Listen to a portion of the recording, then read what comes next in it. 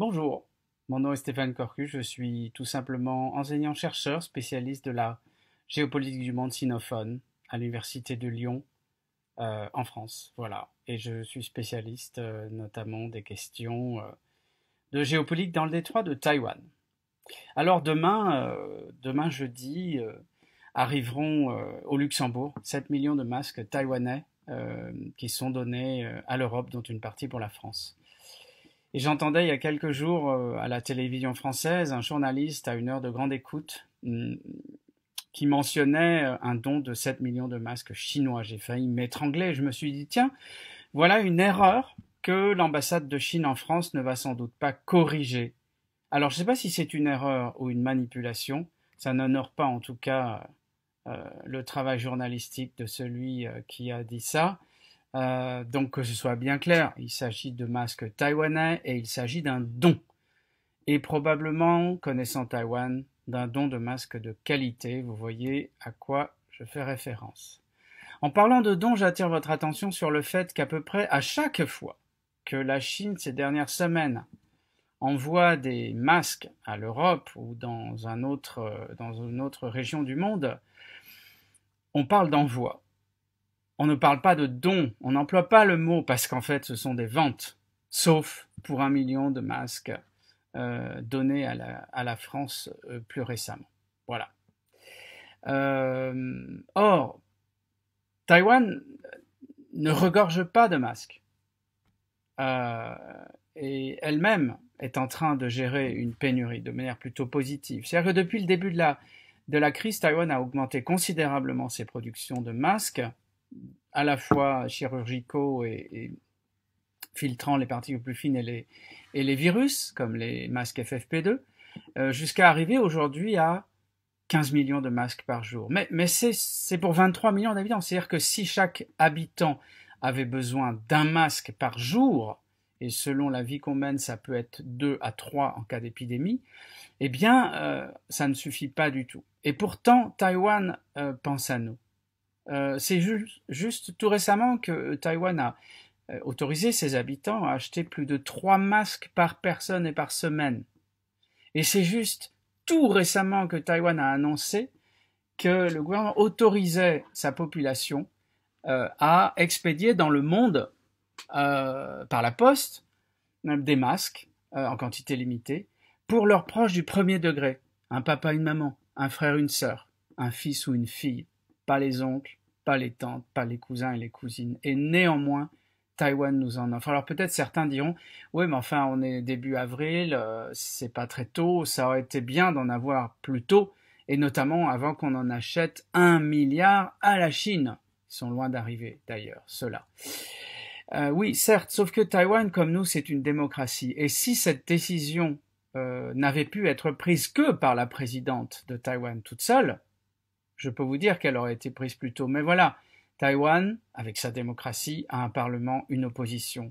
Et ça prend un petit peu plus de temps que quand on est dans un pays totalitaire avec un parti unique qui décide tout en fonction de ses seuls critères à lui. Voilà, donc Taïwan a pris cette décision qui est très sympathique à notre égard. Pour nous qui, en Europe, tout autant les uns que les autres, n'entretenons aucune relation diplomatique avec Taïwan au niveau étatique, voilà, à part le Vatican.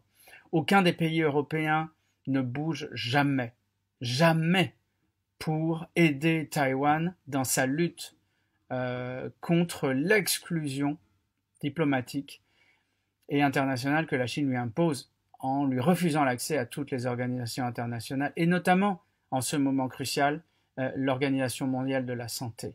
Même un statut d'observateur à l'Assemblée mondiale de la santé qui se tient annuellement, ça lui est refusé. Et tout ça à cause de la Chine et de ses prétentions irrédentistes sur Taïwan. Or, Taïwan, qu'on la reconnaisse comme telle ou pas, qu'on entretienne des relations diplomatiques ou pas avec elle, c'est une république démocratique et surtout un État souverain. Jusqu'à ce que chaque État du monde la déreconnaisse au profit de Pékin, nous reconnaissions Taïwan comme la République de Chine qui a été fondée à Nankin en 1912. Donc ça n'est pas la nature du régime qui a changé, c'est notre regard sur elle. Avant 1964 pour la France, nous reconnaissions la République de Chine, celle de Chiang Kai-shek, qui s'est repliée à Taïwan en 1949. Après 1964, nous ne la reconnaissons plus. Ça ne veut pas dire qu'elle n'existe plus. Donc Taïwan existe bel et bien comme République de Chine.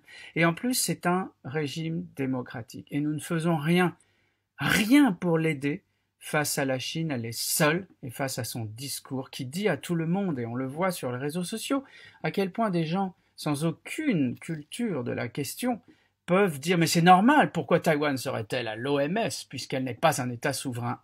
Elle est un État souverain. Et deux, si nous avons la moindre, je ne parle même pas de valeur morale, mais la moindre intelligence des choses épidémiologiques, comment peut-on imaginer laisser un pays pareil au bord du chemin? C'est pas plus valable que de dire le Congo est perdu pour l'épidémie, on va rien faire pour lui. Et d'autant plus que Taïwan pourrait nous aider beaucoup en termes de recherche pour les vaccins. La qualité de la production des Taïwanais pour les matériaux médicaux est exceptionnelle. Et, comme vous le savez sans doute en fréquentant les réseaux sociaux ou en regardant la presse, aujourd'hui Taïwan, 3 mois après le début de la crise, en étant le pays le plus exposé à la Chine, avec 1 million de résidents taïwanais en Chine, qui par la nature de leur passeport peuvent rentrer à Taïwan quand ils veulent, eh bien, est le pays qui gère le mieux la crise au monde et ils ont moins de 400 cas et ils ont eu jusqu'ici 5 morts. Quelqu'un sur les réseaux sociaux me disait de manière vraiment stupide, je dois le dire, avec 23 millions d'habitants, ce serait vraiment la loose de ne pas arriver à faire un système de santé performant. Oui, enfin, sauf que nous, avec 4 fois plus de population, nous n'avons pas 20 morts, mais 10 000. Voilà. Donc, merci Taïwan, merci de vous occuper de nous alors que nous ne nous occupons pas de vous et j'espère que le gouvernement français, qui aura une part des masques, s'il l'accepte en tout cas, saura vous remercier à votre juste valeur. Et j'espère que chacun, petit à petit, dans les médias, dans les gouvernements, dans les chancelleries et sur les réseaux sociaux, saura faire la différence. Et comme le disait De Gaulle, pour justifier la reconnaissance de la République populaire en 64, dans une conférence de presse de fin janvier à l'Élysée, voilà, il faut reconnaître le monde tel qu'il est. À l'époque, c'était de reconnaître la République populaire, bien sûr, puisqu'elle était là depuis 15 ans et qu'elle gérait quasiment toute la Chine. Sauf qu'aujourd'hui, reconnaître le monde tel qu'il est, c'est peut-être aussi autre chose. C'est de reconnaître véritablement quels sont nos amis les vrais.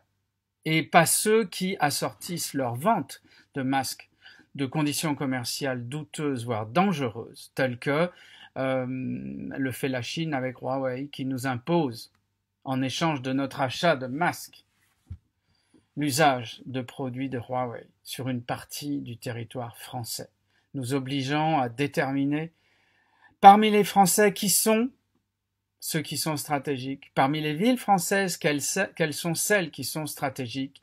Alors, il y aura Paris, il n'y aura pas Lyon, il n'y aura pas Marseille, il n'y aura pas Toulouse. Et puis, pensons à Brest. Alors, peut-être que Huawei ne pourra pas être imposé au port de guerre ou à l'île Longue, là où on a nos sous-marins nucléaires lanceurs d'engins. Mais par contre, le reste de Brest pourra l'utiliser.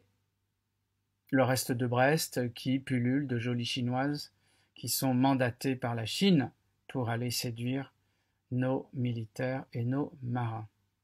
Alors, peut-être qu'il est temps aujourd'hui de savoir quels sont nos vrais amis et de voir que Taïwan, qui n'a sorti son don d'aucune précondition, est un partenaire fiable, une démocratie, un égal qu'il est temps d'aider avant qu'il ne soit trop tard.